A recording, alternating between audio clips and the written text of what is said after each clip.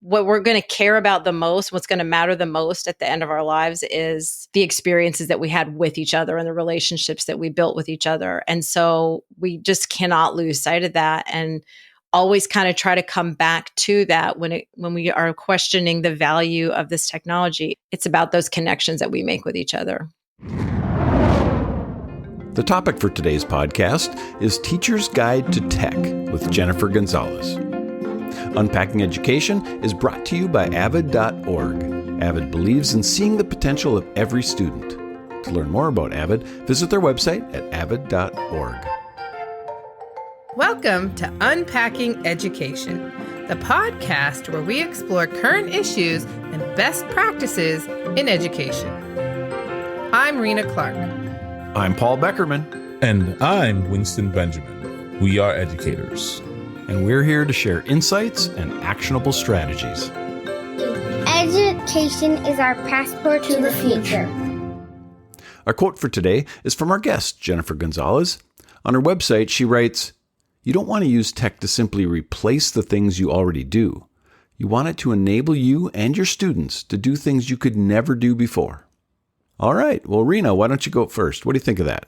Well, this always makes, when I meet with teachers, I always think about when they say, I want to use tech. And I think about, well, what is it you're trying to do? What is it you want students to know and be able to do? But what is it maybe you're doing pretty well and okay? And how might we be able to amplify that with technology? What is it that maybe we couldn't do without technology?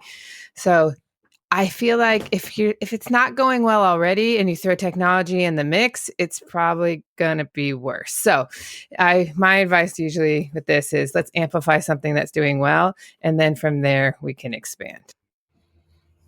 All right. Winston, what are you thinking about? I agree with Rena that it doesn't make sense to just throw a tool at a problem without knowing exactly how to use that tool. So that's I agree with that. But I think in part of it, I like the future thinking of it.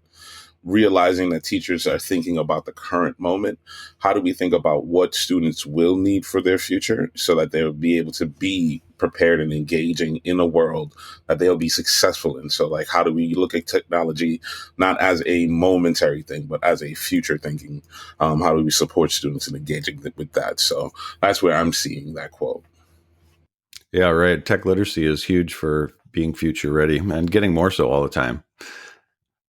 Well, our guest today is Jennifer Gonzalez. Jen is a former middle school language arts teacher. She earned her national board certification in 2004. She's also the founder and editor-in-chief of the very successful Cult of Pedagogy, which includes an education blog, podcast, videos. There's a store and a bunch of other things on there. She's also the author of The Teacher's Guide to Tech, a user-friendly encyclopedia of technology. Welcome, Jen. Thank you so much. I'm happy to be here. Awesome. Well, we're going to talk about your Teacher's Guide to Tech in just a bit. But before we do, can you share a little bit more about yourself, your journey, and maybe what drew you to educational technology? Sure. So I was a middle school teacher for a while and I taught pre-service teachers. And it was one of those things where like a negative thing turns into a positive thing. I was working with student teachers and we met 7 times for full days throughout the semester. So most people who've been through student teaching probably had something kind of like this. And there was a lot of guidance that I was able to give them. And then all of a sudden, our university said, we're going to take those 7 days down to 2. And I said, how on earth are we going to do this? And that was when I learned about how to make a screencast video, which was in this platform called Tegrity. This was like 2011. And somebody showed me how to do it. And I thought, oh my gosh, I can replicate myself with these videos. And so it completely opened up a whole new world of possibilities. So I replicated myself of what I would have done on those other days through these videos. And then I realized, they can watch them over and over again. This is almost better than us being together in person because they can repeat things. And anyway, I got the tech bug then. I took a couple of ed tech classes because I just had to get 6 credits to keep my teaching certification. And our professor made us turn everything in through a WordPress blog. That was how we submitted our assignments. And I was so extra in that class. I did above and beyond what my classmates were doing. And I thought, I think I really like this.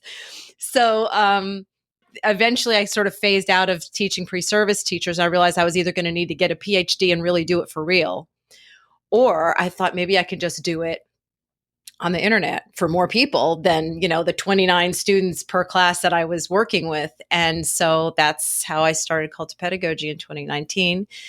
And it really did kind of come out of, I had a lot of other reasons for starting the site, but the ability to do it with the technology that I was learning just a little bit was what really kind of, got me excited. And so at that point, I was 43 years old. I like hearing the term MP3, even at that time, I was like, what even is that? Because I was like a Walkman kid. So I was really starting to fall behind, I felt like. And I started realizing, no, you can teach yourself almost anything.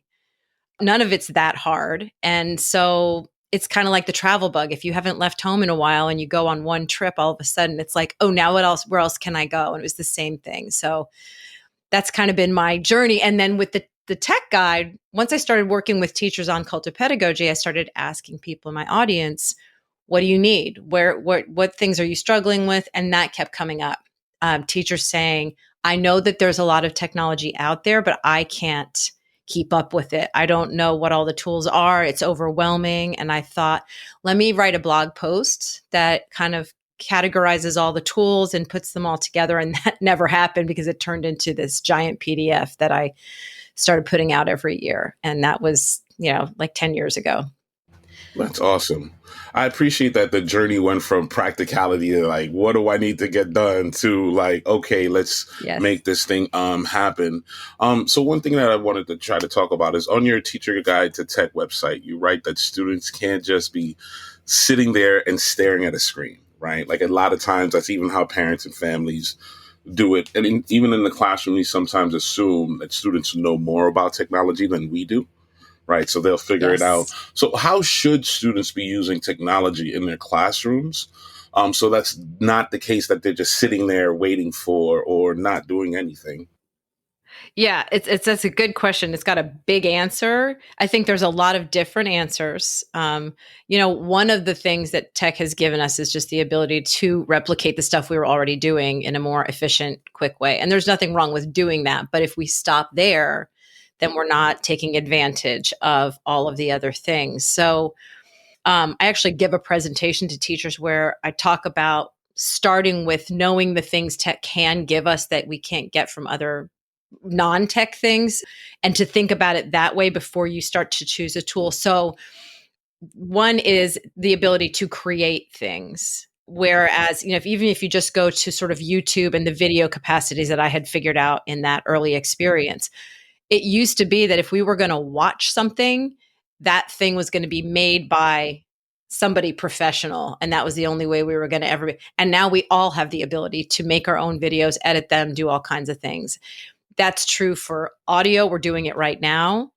What we're doing right now would not have been possible 20 years ago. We wouldn't have known, how do you even do this kind of thing? But now we can not only record this and talk to each other from across the country, but publish it. You could publish this an hour after we're done, and it could be on the air for people to listen to all over the world. That's mind-blowing to me. So if we're not putting that stuff in kids' hands and showing them and giving them that same experience that I even had as somebody working with student teachers, all of a sudden it unlocks all these capabilities. So the tech gives us the ability to create new things. It allows us to collaborate with people in all different kinds of, without the, barriers of time and space, basically. It gives us portability. We can do things on the go that we couldn't do. It allows us to publish all kinds of ideas and words and art and all kinds of things. It gives us experiences that we could not have had before in terms of things that like AR and VR can give us, virtual field trips that we can go on, people we can have conversations with, famous people that we can have sort of like live interactions with. So all of these are things that we can do with the technology. And so what I started with when I answered you was to say that it was a big answer. It's a big question. It's a big answer. If we're not thinking about those things and all of the different possibilities that it has, then we're just missing an opportunity, basically. And I love that you pointed out, rather than just that sit and get, really it's about students creating, collaborating, and everything else. So on the teacher side, how do we see technology really transforming the learning in the classroom rather than just taking, we talked about a little in the quote, digitizing, just taking something, maybe a written paper and just typing it out. That's just digitizing. So how are we really amplifying and transforming learning? I think it really does require us to look at what we want students to ultimately be able to do. I mean, I think historically as an industry, teachers have a lot of times fallen back on the easy, I'm going to just give information and the students are going to spit it back to me. And I think especially during the pandemic, we saw a lot of kids saying, I was able to play this game before because I needed to get the degree and move on to regular life and things that I care about. But once they were all doing it at home, I watched my own 3 kids literally cheat right in front of me. And they're like, I'm going to play the video. I'm going to go take a nap. I'm going to come back and then I'm going to find the answers on Quizlet and turn it in and be done. And I was just like, why are you cheating? You can't blah, blah, blah. And they were like, why not? It's so easy. And this is a dumb assignment and I'm not learning anything. And I couldn't really argue with that. And, anyway, the kind of stuff that we were mostly doing was just a lot of this like regurgitation of information. And I do think that things have been moving in a different direction anyway, but that really highlighted the lack of real authenticity in the learning that we were asking of students. And so there's not going to be anything real creative in my answer, but a lot of the movement toward more project-based learning, more problem solving, more inquiry-based learning. I think now there's so much information out there that it's almost impossible to say, we need this discrete amount of information for all of our kids to know and learn. We're so beyond being able to do that now that we need to be teaching them how to learn and how to follow up on what they're learning and turn it into something that's a contribution to their communities or to, solving problems locally or on a larger scale. And so that's a big ask, really, because there's not a whole lot out there yet that's a good template for us to follow. I think there's a ton of people out there that are doing it and they're doing really good work. It's just that it's kind of all over the place right now. The piece that I think is already in place is that I think the language in the standards that many of us have already been saying we're following is already pretty well written. When I even look, like Common Core is obviously very controversial, but when I look at the language of the Common Core, it's not saying kids need to read these 3 novels and tell you what happened in them. It's saying they need to be able to analyze, they need to be able to critically, evaluate whether something, and that's good stuff. You can plug any text into that and have them do that work. But I'm finding that the assessments that we're designing for our students still aren't actually asking them to do that stuff a lot of times. It's still multiple choice tests and, super quick, like stuff that can be standardized. And that's easy to grade and it's easy to report out to our communities. And that's, I think, why we do it, because we still have all these accountability measures that we are, we want to be able to report back to our clients. Are we doing what we say we're going to do? And I think it's harder to do that with the project-based stuff. But I'm really encouraged by the fact that I see a lot of people trying to put all that together and figure out a way to do it. And I think it's happening. It's just that it's happening kind of slow. Yeah, we talk about that on this show all the time. We are all about authentic learning, empowering students, giving them those real world, the 4 C's, the 20. I don't like to say 21st century skills anymore because we're deep in that already. But future ready skills anyway, right? Yeah. Yeah. So that authenticity, that active learning, technology just opens so many doors that were never there before. And some teachers really want to get into that, but they feel kind of overwhelmed by it all. You kind of alluded to this earlier, the overwhelming aspect of them, because there's just so many tech tools out there. They don't even know where to start, and it changes so fast. If they kind of step aside for a year or two, they kind of feel like they're out of the loop already. Yes. So what kind of advice would you give to those teachers, the ones who are struggling, not knowing where to start, not knowing, how to cut through all the noise? I would say that, well, two things, two possible routes. One would be to go to a teacher that they think is already doing it well, sit in on their classroom, demystify it a little bit just by watching and realizing this isn't actually that scary. They're not coding, the next space shuttle launch in here. This is not really that difficult. And see if there's something that they could take and try on their own. Um, but then another angle, which I think maybe they could be doing at the same time, is to start with their learning standards and look at them really deeply and even just pick one and say, am I really doing this with my kids? Are they really doing what this standard says that they're going to be doing? And if not, could I be pulling in one piece of technology that would help with that? Because honestly, there's a lot of stuff that we can do that's good, deep learning that requires no tech at all. So the answer sometimes can and should be no technology. Let's just have conversations and face to face and just do that, because in a lot of ways the technology is making it harder and harder for us to just have actual FaceTime with each other and have regular conversations. And so that sometimes is the answer. But um, I really do think sometimes the answer is right down the hall from you in your school. But it might not be that teacher who's doing the flashiest things. It might not be the person who's always got the name of another tech tool in their mouth and they're always just like, I'm doing this and now that, and I'm an ambassador for this. It might be like two doors down from them, where somebody's just sort of quietly, effectively using maybe two or three tools really, really well. And so I a lot of times advise people to go with their gut. If they're in a classroom and it feels good and it feels like the kids are really plugged in and they're not frenzied and things are really interesting and engaging, that's the person to use as your model. Yeah, and I like that you said the answer is probably right down the hall.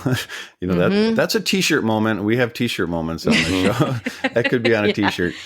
But yeah, and sometimes, like you mentioned, it's not the most techie teacher down the hall that you're connecting with, because they might be the ones that could potentially overwhelm you if you're just getting started. But those other teachers, they'll start at your level so that you can feel empowered to keep growing from there. Yeah.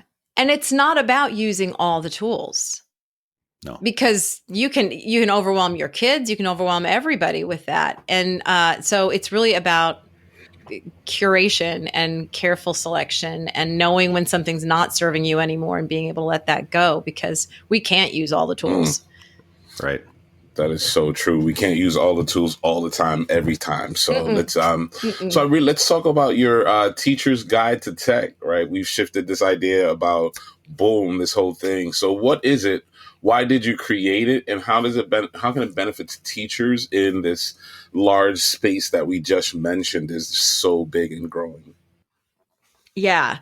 So one of my main roles in education that I have just developed on my own is because I am not in the classroom anymore. I know how little time teachers actually have to do the research they need to make the most of the time that they're in the classroom with students. And so I've taken on that role of, let me go and do the research for you and try to make it as quick and digestible as possible so that you can make decisions for yourself that are going to work. So that's what that guide is. It is, if I'm a teacher, let me give you a couple of use cases. If I'm a teacher and somebody says the name of a tech tool, let's say they say, I just said Quizlet a few minutes ago, and maybe I've never heard of that, and I'm too embarrassed to ask. I can go to the tech guide, look it up. Now I can go to the internet too and look it up and I'll find it. But if I go to the tech guide, there's going to be me there saying, hey, teacher, I'm going to explain to you how this can work for you as a teacher. I'm not going to be advertising it to you, trying to get you to use it. I'm going to say, this is what it's for. This is how your kids can use it. Here's a video that shows it in use. We went through all the videos, and this is the quickest video that shows you how it works. Here's a link to their website, and here's how we think that you could use it. And here's some other tools that are similar to it. So it's meant to really fast track their ability to make a decision. Another use would be, we've got all of the tools broken up into about 50 categories. So it's funny, just last night we were talking about the history and social studies category, which is massive. And we've got that broken down into, here's some curricular stuff. These are websites that have activities, lesson plans, games. There's another section that's just the geography, mapping kinds of social studies things. There's another section that's only primary sources, where you can be looking at the actual original documents and old photos and old, video footage and that kind of thing. So what we're trying to do is just really sort things out so that if I'm a history teacher, I can go right to that category. I can browse around. Oh, I know that one. I know that one. Oh, I've never heard of that one. And that's what I usually hear from people is they say, I thought I really knew technology, but even I discovered stuff that I had never heard of. And because there's some incredible platforms out there, and they don't necessarily know how to reach teachers. And so it's a way for teachers to save time making decisions, make good decisions, and then also uncover some things that that they weren't aware of. And then we also have articles in it that are just kind of helping you think through the process, learning about the legal aspects of how to use stuff and not get yourself into trouble. There's a glossary of over 100 different tech terms because new stuff comes up all the time. So, and up until this year, it's always been a PDF that we have updated every fall and put out every January because shockingly, not shockingly now, but I'm always amazed by how much we think we've got it all in January. And then by November, 20% has completely changed. This tool's gone now. This one has a new name. But what we're doing right now is we are, for the first time, converting it all to web-based so that we'll be able to update it all year long instead of having it sort of decompose over the course of a year and then need a fresh update. And it's going to just be a subscription model starting in January. So, see, now that's a great question. The follow-up question is, how can teachers access? Where can people go to get access to? so if they wanted the 2024 version, actually at any time when a person is listening to this, they would just go to teachersguidetotech.com, and that is where it lives. Until this coming year, it has basically just been an informational place to find out where to go and buy the PDF. And it just kind of covered some of the basics of what is the guide, what does it do. Starting in sometime in January, that platform actually will be the guide then. And you'll be able to then subscribe and access all of the categories that way. It solves another problem for us, which has always been accessibility for people with disabilities. I have never been great at making a PDF really accessible, and I've struggled with it. And so I think just having it online is going to solve some of those problems automatically too. So that's where they would go, teachersguidetotech.com. And if they are listening to this in late 2024, we're probably going to be selling the PDF at a super discounted rate if somebody wanted to see the old one. But pretty soon it's going to be web-based. So, and as you said, things change so quickly. And I just think even in the last few years, as we haven't mentioned that magical tool of AI yet, but you recently updated your guide. So we're just curious about what you discover about current trends in ed tech or changes that you've seen in the past. And so kind of what's going on this year? What did you notice?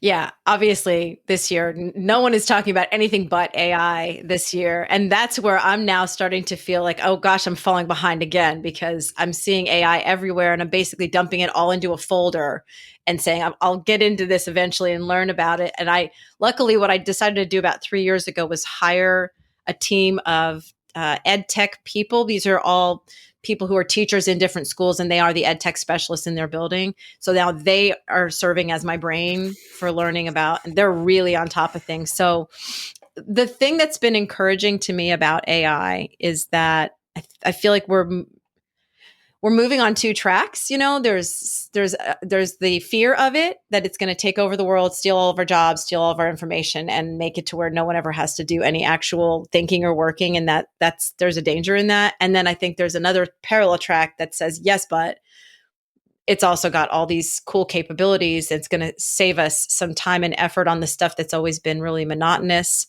so that we can use our brain power for the things that are really creative and interesting and things that really, as of right now, only humans can do. And I feel like the education world is starting to embrace those things more, whereas it seems like just a few years ago, it was just chat GPT, the kids are going to cheat. And, all of a sudden now it's sort of like, yeah, but AI can also save you time as a teacher. It's like, oh, hold on. Maybe it's not all bad. So, and I do think that so much of what teachers do is just so draining time wise and repetitive. And so if the AI tools can help us save our own time too, so that we can really do the stuff that matters, that makes a difference, I think that's great. So, I mean, really my main statement honestly about AI is that we just have to kind of keep paying attention to what it can do and learning from the people that are trying it and see the use cases. And the same thing I said before about going to that teacher down the hall and seeing what they're doing with it, and try not to be too afraid of it, because I think fear comes from not knowing. Once you get in there and see what it's doing, you can get to where you're not afraid as much as just curious and wanting to try it.